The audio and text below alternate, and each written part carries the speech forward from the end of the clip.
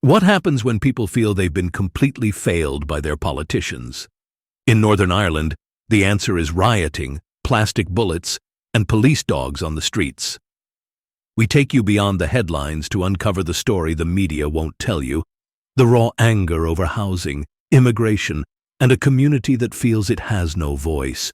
If you want to understand what's really going on, make sure you like the video and subscribe for more.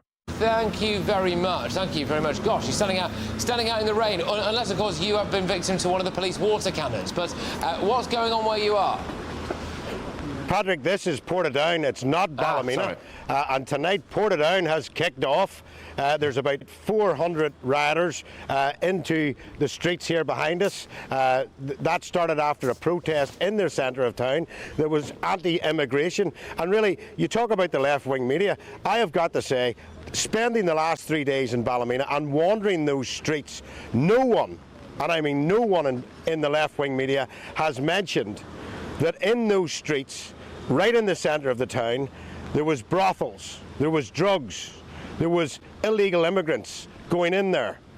That's what those people in that city, our town, had to put up with, and the media are totally ignoring that whole process. So this is due to go on pretty much into the night. There is a lot of young men in here that unfortunately their lives will be ruined with criminal records.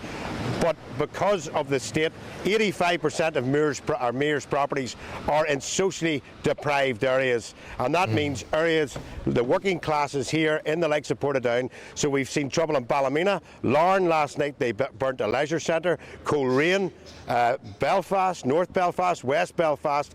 And tonight it's in Mid-Ulster. This is getting out of control. And anybody can say anything they want on the left, but they have got to address this problem, and that is just a journalistic view on this, Patrick, from being on the ground and talking to the people on the ground. It's not racist, it is factual.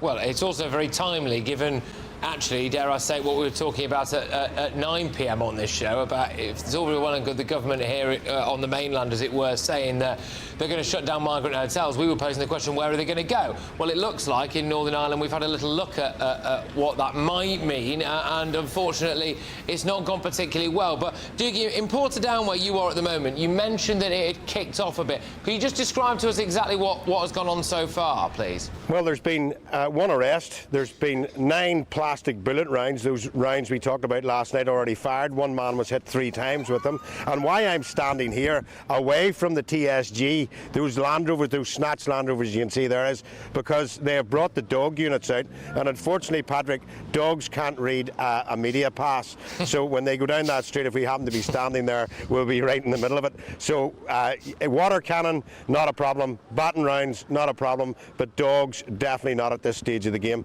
And these units here will go in after the dogs, and then they will try to snatch as many rioters as they can on the way through. But this is only really causing real pressure on the Northern Ireland Executive, and it is causing real pressure on the taxpayer of Northern Ireland, because things like leisure centres being burnt should not happen.